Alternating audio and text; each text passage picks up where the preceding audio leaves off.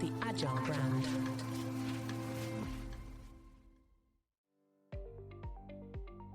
Welcome to the B2B Agility Podcast, where we look at the factors that drive success in B2B marketing, with a focus on the people, processes, data, and platforms that make B2B brands stand out and thrive in a competitive marketplace. I'm your host, Greg Kihlstrom, advising Fortune 1000 brands on MarTech, marketing operations, and CX, best-selling author and speaker. Now let's get on to the show. Are you getting lots of leads, but never enough good ones? Agility requires not only the ability to adapt to change quickly, but also the foresight to anticipate what's coming next, whether that's top, middle, or bottom of the funnel in B2B lead generation. Today, we're going to talk about why so many B2B marketers are still struggling with poor lead quality and what they can do to fix it. To help me discuss this topic, I'd like to welcome Derek Gerber, Director of Growth B2B at Power Digital. Derek, welcome to the show. Hey, Greg. Thanks for having me on the show. Really appreciate the opportunity. Yes, for the audience, Derek Gerber, Director of Growth here at Power Digital. I've been working in B2B SaaS and marketing for about 15 years.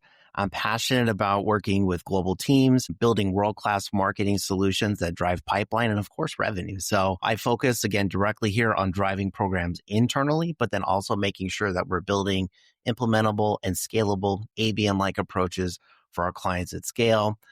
Developed a couple frameworks here for growth as well that have helped the company grow 50% year over year, and excited to also share those same kind of results with our clients.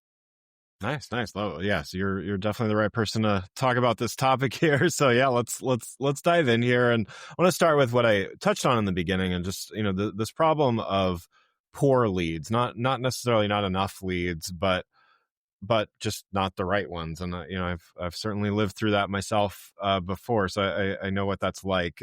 So beyond the obvious wasted resources that bringing a bunch of leads, but not necessarily good ones, brings, what are some of the less discussed negative impacts of consistently working with poor quality leads on a marketing team? Absolutely. I was going to say, even from some of the partners that we have, we would say that about 58% of marketing leaders right now admit that they have trouble targeting the right kind of leads, which actually leads to poor quality leads and such. So building full go-to-market plans and strategies that identify the right audiences, the channels, and again, how we move them through the funnel, all important for driving pipeline generation that matters with higher quality opportunities, but also making sure, again, that we're working hand in hand with the sales team to make sure that we're making revenue grow as well. But I would say there's just like some of the things that I think about too are just like the lack of visibility into performance. What channels are working? What's not? How do I measure that? Teams often struggling with inefficient budget allocation, something that is absolutely critical to getting this right. We can dive into that in a little bit too. I have some extra thoughts on that, but decisions being made on incorrect data when you don't even have the full picture. We've all struggled with that with business over time in general, but I feel like that's been exacerbated just a little bit. Underperformance against KPIs, the lack of stakeholder confidence that generates, and then, of course, like incorrect attribution when you start making decisions based off of gut feelings at some point because you can't actually showcase the right kind of leads and data, makes it extremely hard to upgrade the value of your strategy and go to market the right way. Yeah. I mean, there's a lot of tools out there that are promising, making it easier on getting leads and doing stuff, but from your standpoint, is the problem getting better? Is it getting worse? What factors are, contributing either way? Yeah, absolutely. It's a little bit of both. And I'd love to dive into that just a bit more. Yeah. There's a lot of technology out there right now that promises a lot of things. But I would think that holistically, when you look at the market and some of the challenges that we need to overcome, you're seeing teams of maybe 30, 50, 100 people that are literally been cut down to 3, 5, maybe 10 people max. And that's a big challenge because you're asking fewer people who didn't have all the intrinsic knowledge from before to still go to market, have 30 or 40% growth rates, still have the same budget, but somehow need to navigate wearing 3 or 7 different hats that they never had to wear before. And so there's been a lot of pitches out there where this technology will fill the gap and it'll solve your problem. And if maybe you sprinkle some AI on it, it'll actually help the problem. But I would say that one of the biggest contributing factors of it getting worse is the complexity of programs, because now you have tech stacks, MarTech stacks, RevOps stacks, that are $250,000, $500,000 a year with all the data analytics tools, all the AI insights that you could imagine, all sitting on top of unstructured information that's completely siloed across multiple different systems. So now you have people, who are honestly giving their best effort, good people trying to make a living, who are completely overwhelmed with the amount of technology in front of them and how to best activate it. So a lot of them still end up guessing instead of measuring properly. The level of complexity that goes into that is now way too much noise, if you would. The second part of that too, what you just teased to, is the resource constraints. Maybe that was okay when you had a larger team and everyone could operate all those different levers together. But now, notoriously being understaffed, one of the reasons that Power Digital is also brought in is making sure that we can actually scale teams effectively like they were before. There are CFOs and CROs out there that are effectively saying you are not going to get headcount money or budget, but you can bring in a partner. And I'll say about 95% of these conversations, I'm being told, I have these amazing world-class technology solutions and tools, but I don't know how to activate them. And I don't have all the right people on staff. So how do we actually take advantage of this? Get back to having a seat at the table and building confidence with the leadership team, and then showcasing this is exactly where we need to put these dollars and how we need to go to market. So I would just say, I was like, these factors aren't necessarily new things, but absolutely critical, especially for leaders that are looking to navigate a lot of different noise. And it can be a little bit painful up front, but I was say, as you start to address these, you put the right roadmap together, you create some clarity for these teams, you start to rebuild that trust between sales, marketing, and leadership. So definitely pays off big in the long run. Yeah, yeah. And I mean that to your point, that trust is critical for, not only in the short term, but long-term success. And, you mentioned, a lot of marketers are still kind of guessing instead of measuring. To your other point, despite all of the technology and all of the platforms and all of the insights, let's call, valuable or no, like all of the insights that those platforms technically provide, how can, is there a technology solution to this though? Are there ways to better bridge online, offline data, you get it and actually get a more holistic view of things so people can get away from guessing and really start being data driven? I love that too. That's a great question. A couple of intricacies that go with it, because we've been sold on the promise of an all-in-one system that can solve all these problems. And they usually pick at those gray areas between data and actionability. And so the way I think that most of my clients, when they come in, they're asking these kinds of questions, especially to Power Digital, but how do I remove fragmented systems? What tools do you recommend? Those are the kinds of things that blow me away, because you may have a world-class solution and it's just not being activated right as a part of your strategy. But how do I get rid of the noise? How do we clean up data? How do we gain more confidence? How do we get back to connecting individual campaigns versus holistic marketing success? Those are the kinds of things that start to shape deeper level questions. Is I've even had people ask, are we measuring the right kinds of metrics? We've been doing it this way for 3 or 5 years. Is this the right way to be doing it in 2025 and beyond? What's happening in the next 3 to 5 years? So beyond just platforms, data sets, the right tools, and the measurements that should be going into place, that should be showcased to the executive team, are the initiatives actually working? Are just like literally one of the most basic questions that we still get.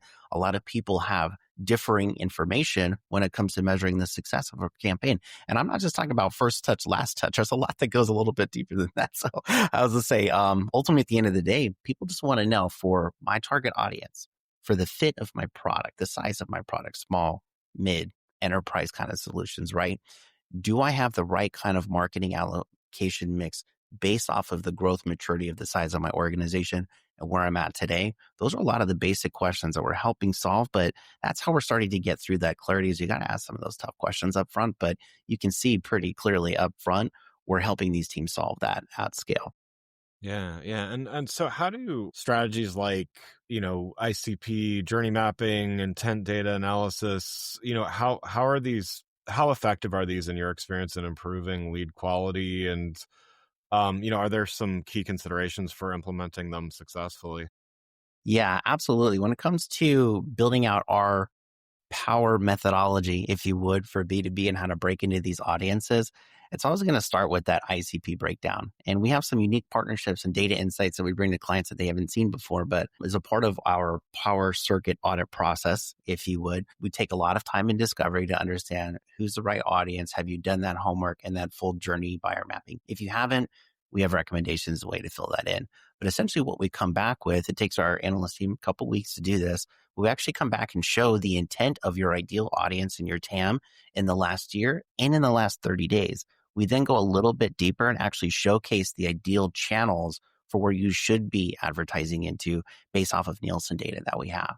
So it actually creates a very solid foundation to show the entire market opportunity, who's been looking in the last 30 days, where we need to position ourselves, getting into the channels that matter most, and then double tapping into that, if you would, and doing a very deep dive competitor analysis where we're doing content, copy, and creative analysis across all the different channels and where we need to differentiate ourselves. And that's just the first chapter of it. So a lot of teams don't have that documented. I would actually argue that most teams have been targeting the same audience for years, haven't thought about where to go next, or actually how to properly document that whole go-to-market sequence, if you would. So we're amazing at strategic execution and planning, but the things that we're actually probably known best for are the before and after parts of marketing, where you get really, really deep into that go-to-market strategy, the research that goes into that process, and being extremely consultative up front. Executing and, of course, world-class delivery is one part.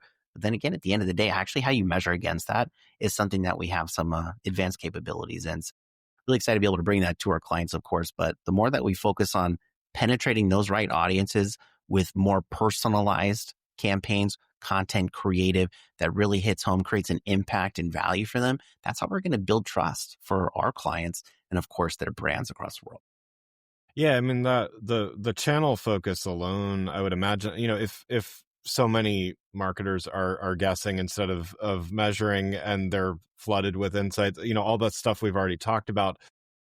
I assume it's kind of like the spray and pray approach to channels too, right? Of just like, we don't, it's the Wanamaker quote. It's like, I know 50% of my advertising isn't working, but I don't know which 50%, right? I would imagine that some of those exercises that you're doing and, the research and the strategy that you bring to bear is helping to narrow the target and narrow the focus so the right dollars are being spent on the right channels, right? Yeah, absolutely. And I think that when you look at different size clients, the resources available, the ideal target market where you're trying to go, we're all trying to do the same thing. How do I most effectively, with confidence, again, take this to the executive board and say, here are the channels that our audience cares most about. Here's exactly what our personas want to see in that kind of messaging. And here's exactly how we're going to go do it. And that 1, 2, 3 game plan is missing from a lot of core strategies. I've seen clients who just run ads just for the sake of running ads. I've seen clients who create content just for the sake of running content, and they try to check that box. And then in the last couple weeks of a quarter are scrambling to get, essentially in a stressful environment, prove out their value. Here's my value to the organization. And I don't want to see that song and dance anymore. I want to create that confidence for our clients. And as they start to walk into these meeting rooms, have a different kind of conversation, up level the conversation to where we actually get the CRO and the CFO in the room going, no one's ever shown me this before. This is really exciting to see. And again, of course, we've driven some amazing results. But as I say, as we start to do this more and more and we grow, the capabilities only get better through our great partnerships. Yeah. Can you share an example maybe of how, something like a test and learn strategy improved conversion rates for a B2B client? Yeah, absolutely. Have quite a few, but a couple of software examples, if you would. I was going to say, global leading cybersecurity client of ours, we're struggling to unify their go-to-market strategy across different regions. You had different teams, different goal sets reporting into the exec team different ways.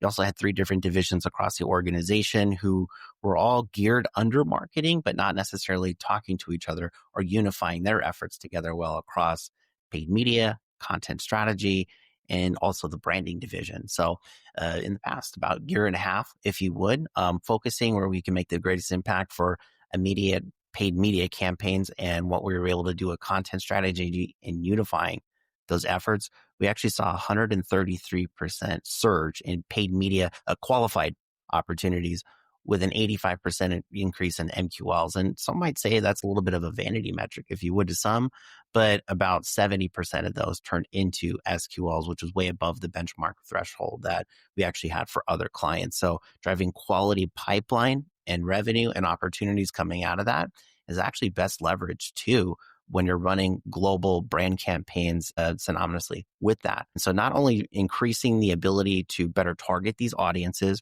create differentiation, but also like doing those more creative activations, if you would, for elevating the brand, spending a couple $1 million on campaigns just to make sure that we were in the right kinds of airports and the right kinds of targeted programmatic sequences. Those are all a part of creating that data-driven holistic marketing strategy that teams are looking for. Now, this is a global enterprise brand, but again, still dealing with the same kind of struggles and challenges. How do I target? How do I personalize, elevate the brand, and create more authority in the market? That's the 1-2-3 play that we put together for them as well.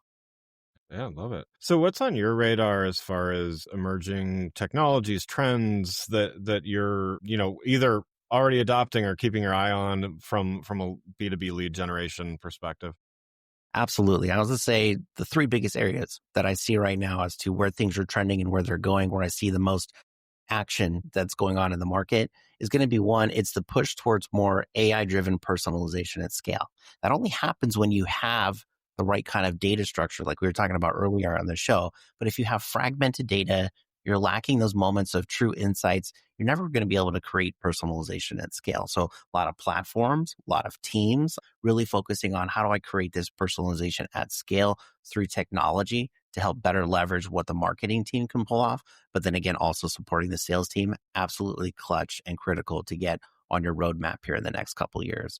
Would say the next part of this too, called the rise of the buying group intelligence. But in the B2B motions, very specifically, we've been used to having to eventually get to a salesperson, if you would, to better educate me on the process or get me through. But I can tell you right now, just up front, most of our audiences are looking to better educate themselves, and they've been armed with better tools to do that now more than ever before. So beyond just the one struggle of buying teams increasing in size, where maybe you dealt with 3 or 5 people throughout the buying process and your deal cycles took, I don't know, maybe 30, 60, 90 days, maybe 6 months for mid-size enterprise kind of solution. We're actually seeing buying committees increase to maybe 12 or 15 people. And also buying cycles take longer throughout that process. And you have to convince more people who are more hidden than ever before.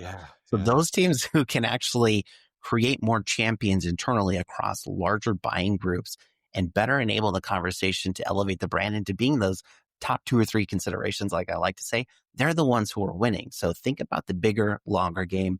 How are you going to make an impact at scale like that when they're more self-educated and have more resources than ever before? That actually kind of takes me better into my third point, is that people are still struggling to focus on what is the right kind of blend between brand and demand. Now, I would just tell you right here up front, you can quote me on this, but 81% of B2B buyers who chose a solution in the end knew about the brand from the start. But yet every single conversation that we go into, I'm talking to a lot of leaders that, again, effectively are looking to drive performance for the organization, but are way too short-minded. And there's, how do I drive a lead today and forget any of this other stuff that I can't measure or understand?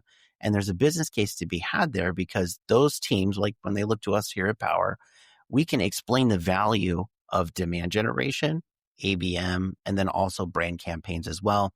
We have advanced data scientists here internally across our data intelligence division. But ideally, if you could put in the right kind of measurement and showcase the lift of your brand and how this effectively puts brands top of mind while building that relationship with those larger buying committees, that is going to 3x your ability to make that short list at the end. And sometimes I'm asked again, like, how do I actually improve the effectiveness of my brand awareness if I can't get budget? How do I effectively reach this audience and do personalization, but then, hit these short-term goals if these things take time? It's like, it is always the same ball of yarn that we're trying to untangle for these clients. So it's something that I feel like that we effectively do, but as marketers, and I want you to hear, like, you're not just judged by MQLs. There has to be pipeline and real revenue that comes out of it at the end.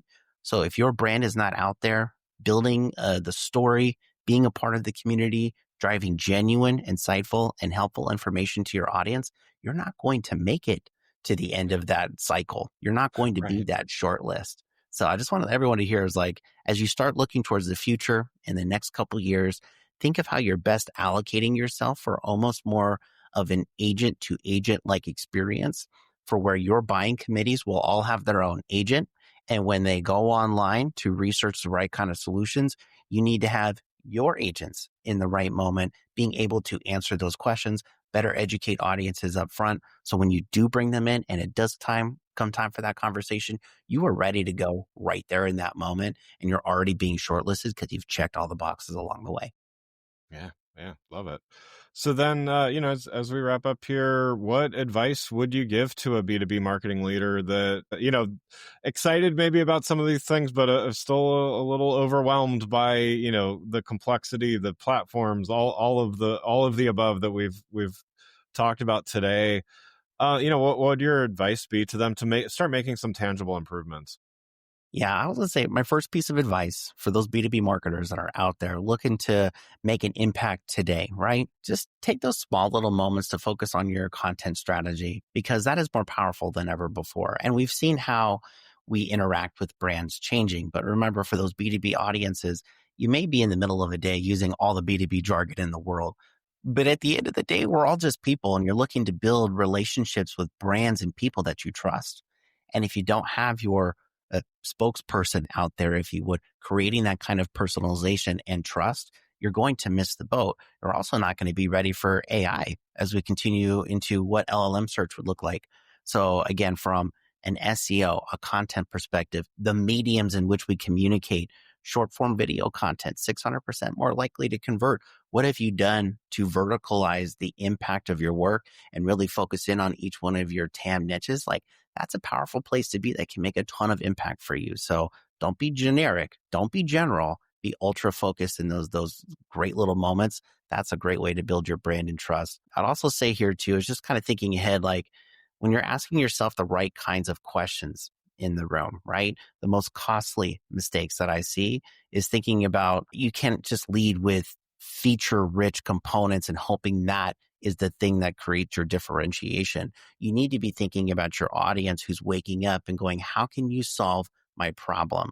Can you communicate that effectively and clearly and consistently? And that's the thing that I think a lot of teams miss. So as you start thinking about how do I get away from trying to just advertise a feature into what does this product mean for me in the next 30, 60, 90 days? What's the kind of impact is it going to have on me personally and also for the team? Now you're going to start to see the reality of those outcomes as you start to communicate better and you focus on business leaders who are focused on tangible outcomes, but like also, again, your ability to affect maybe better pipeline revenue as well. So let's just say as you start to think about those things, don't be generic, don't be too high level, but again, start with the true business value of why you're doing what you're doing. Focus on building that personalized connection down into each TAM, and then start focusing on each one of the buying committees level of influence throughout that process. And if you can hit those different check boxes along the way, you'll eliminate millions of dollars worth of wasted ad budget. You'll eliminate the mess that you've created of just trying to create content for the sake of creating content, but you'll also make sure that you're driving a much more impactful funnel. Love it. Well, Derek, thanks so much for joining today and sharing your insights. One last question for you before we wrap up. What do you do to stay agile in your role, and how do you find a way to do it consistently? Greg, thanks so much for having me on the show. Absolute honor, pleasure to be here. If anyone wants to reach out to me directly on LinkedIn, I'm always there, or you can visit www.powerdigital.com to learn more. But for me, staying agile, really, I would just like summarize it into two habits that I have. So first, I take time every week to block out time for myself and then reassess what is happening within the landscape and do the strategies that we use internally also click for our clients as well. Things are advancing faster than ever before. And it's not going to be so much about people fear mongering about how AI is going to take my job, but you need to think about how you're AI ready. And are your strategies doing those core critical movements here in the next couple years that get you ready for more of that agent to agent like communication like we've talked about in the future? That's how you know you're going to put yourself in the right spot. But again, zoom out. Don't do the same playbook from last year. You need to think about how your playbook will evolve over the next couple years. Secondly, staying agile. We're really, really big on testing and learning here with our frameworks. Sometimes teams can struggle with having that communication internally, but it's good to set aside some budget, some frameworks, and some structuring that give you the freedom and flexibility to go and try new channels, try new, more creative campaigns that make an impact and make your brand extremely rememberable while elevating thought leadership. Those are going to be the ways that you're going to be able to find that right blend between demand generation and brand campaign performance. And so staying agile, again, watching out for that technology, but making sure that we're always testing and learning new opportunities. That's the way to win the game here in 2025 and beyond for B2B marketers. Well, again, I'd like to thank Derek Gerber, Director of Growth B2B at Power Digital, for joining the show. You can learn more about Derek and Power Digital by following the links in the show notes. Thanks again for listening to the B2B Agility Podcast. If you enjoyed the show, please take a minute to subscribe and leave us a rating so that others can find the show more easily. You can access more episodes of the show at www.b2bagility.com. That's b2bagility.com. While you're there, check out my series of best-selling Agile brand guides covering a wide variety of marketing technology topics, or you can search for Greg Kihlstrom on Amazon. Until next time, stay focused and stay agile. The Agile brand.